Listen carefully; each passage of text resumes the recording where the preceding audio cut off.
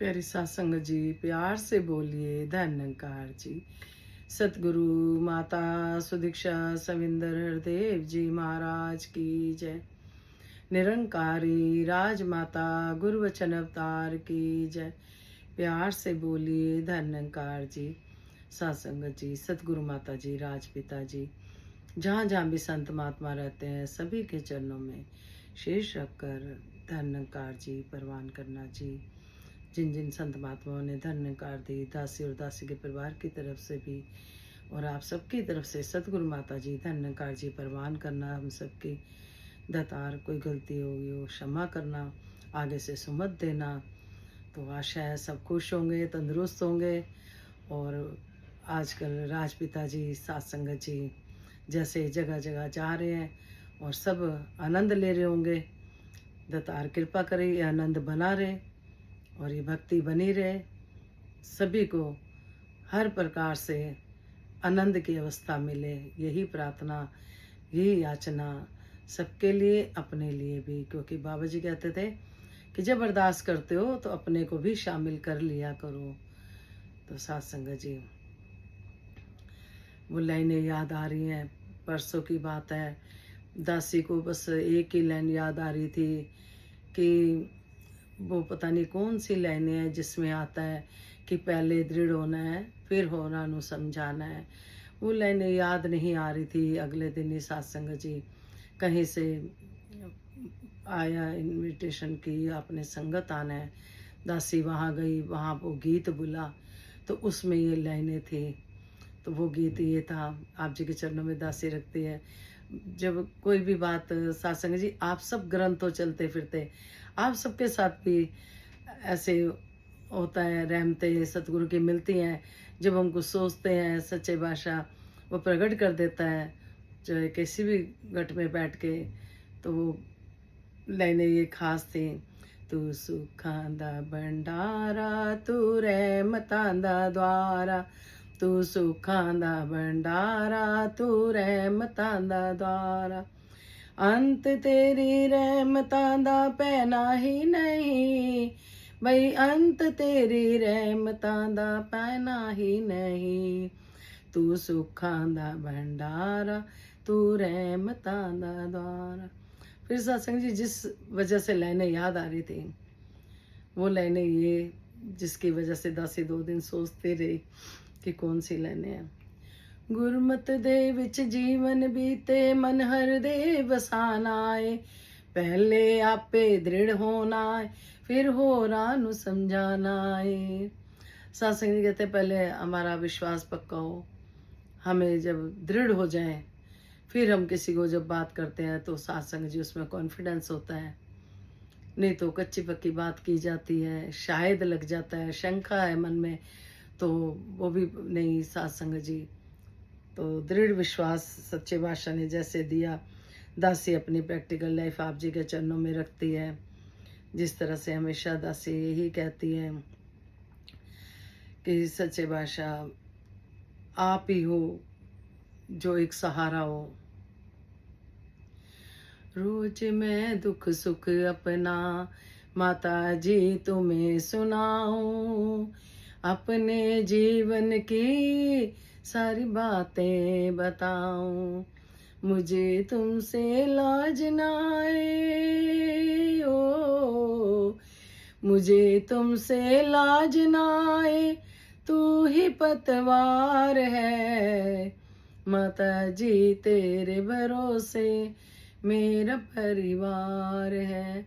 संगत भी माँ होती है। सत्संग जी रोज दासी जब जब सतगुरु बैठाते हैं तो आप जी से आपके अपने मन के भाव आपके चरणों में रखती है, शेयर करती है। आप सबके पास भी बहुत होंगे, क्योंकि एक एक संत ग्रंथ है सत्संग जी। पर कहते हैं जिससे सतगुरु ने जो सेवा लेनी है वो ले लेता है सत्संग जी। हमें कुछ नहीं करने वाले, हम ना कुछ कर सकते हैं। हम देखें इसके बिना पत्ता नहीं हिलता तो हम कैसे हिलेंगे। तो दृढ़ विश्वास की यही बात हो रही थी। दासी के महापुरुषों को, विद्वान महात्मा जब राड़ी में मिलते थे सब, तो कहते थे कि आपकी वाइफ ने बहुत ही मतलब कि देर लगाई इस ज्ञान को समझने में, लेकिन जब ये किसी से बात करेगी तो बड़ी दृढ़ता से करेगी, बड़ी विश्वासी से, पूरी कॉन्फिडेंस से करेगी।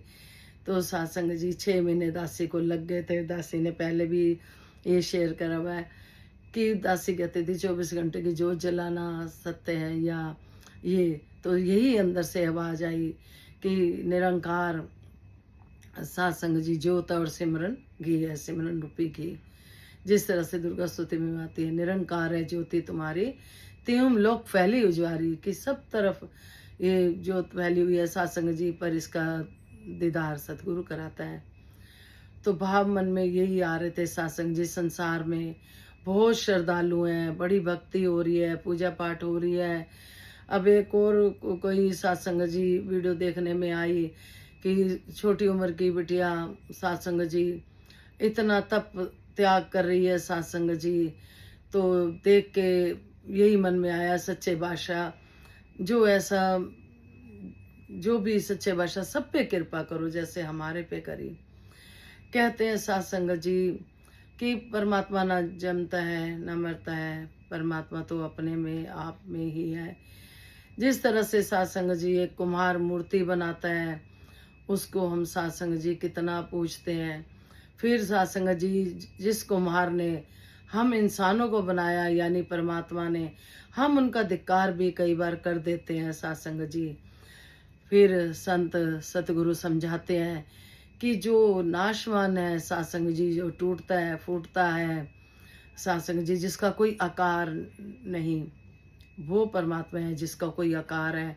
सत्संग जी कहने का भाव यही कि जिसका जो साकार है उसको सत्संग जी अग्नि जला सकती है, शस्त्र काट सकते हैं, वायु उड़ा सकती है, पानी भिगो सकता है। लेकिन जो प्रभु परमात्मा का कोई आकार नहीं है सत्संग जी, अविनाशी है, ये असीम है, इसको ना नापा जा सकता ना तोला जा सकता। जिनके पास ज्ञान है सत्संग जी, वो महात्मा इस बात को समझ रहे होंगे सत्संग जी, ज्ञानी महात्मा।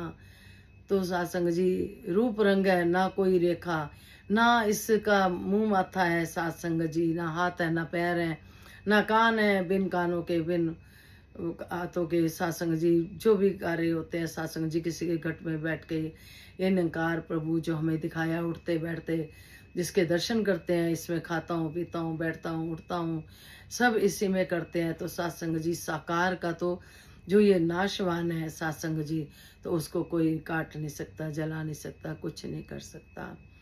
फिर बात आती है इस निरंकार प्रभु की, जिसका रूप रंग है ना कोई रेखा, कोटि कोटि पर नाम तुझे, मन बुद्धि से परे है देखा, कोटि कोटि पर नाम, कोई मुंह माथा नहीं, कोई इसका रूप रंग नहीं।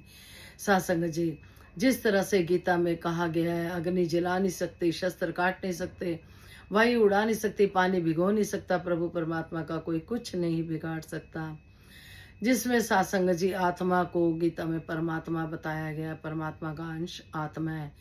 आत्मा ना स्त्री है ना पुरुष है, सत्संग जी आत्मा है बस।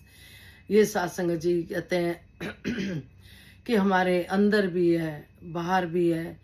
जिस तरह से सत्संग जी एक दोहे में आती है लाइनें कुछ, मुँह को कहाँ खोजे रे बंदे, मुँह को कहाँ खोजे रे बंदे, मैं तो तेरे पास हूँ, ना मैं मंदिर में ना मैं मस्जिद में, ना मैं काबा कैलाश में, खोजो खोजी हुए तो तुरंत मिले हम, अगर खोजो तो तुरंत मिले हम, पल भर की तलाश में, कहे कबीर सुनो रे भाई साधो, सब श्वासों की श्वास में, वह तो हमारी हर श्वास में है, उसे पाने के लिए कहीं जाना नहीं पड़ता। सत्संग जी बस सतगुरु की शरण लेनी होती है।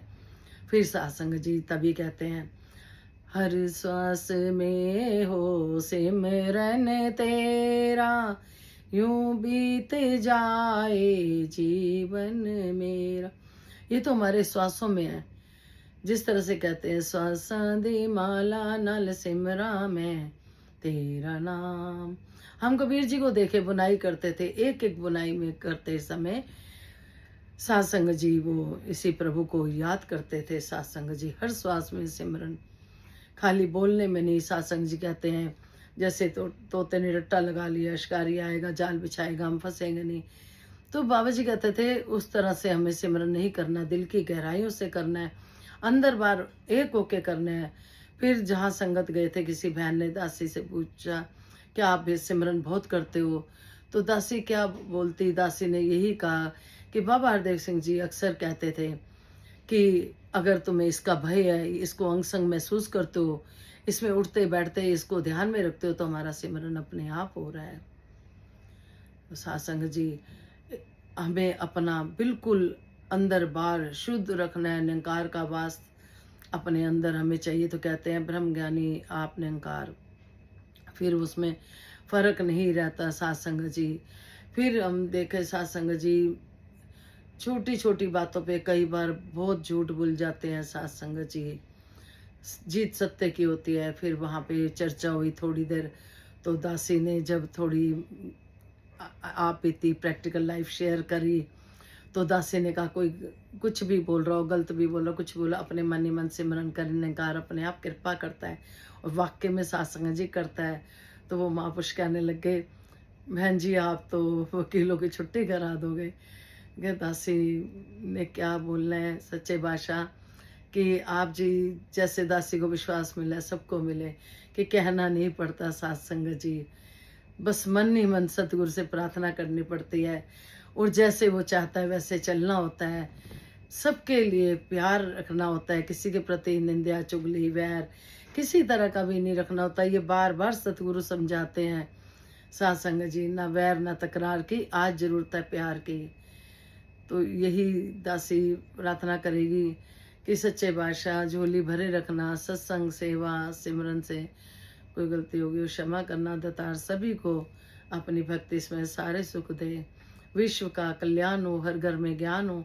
सतगुरु माता सुदीक्षा जी कृपा करे सबके मुख पे सतगुरु का गुणगान हो। धन्यकार जी।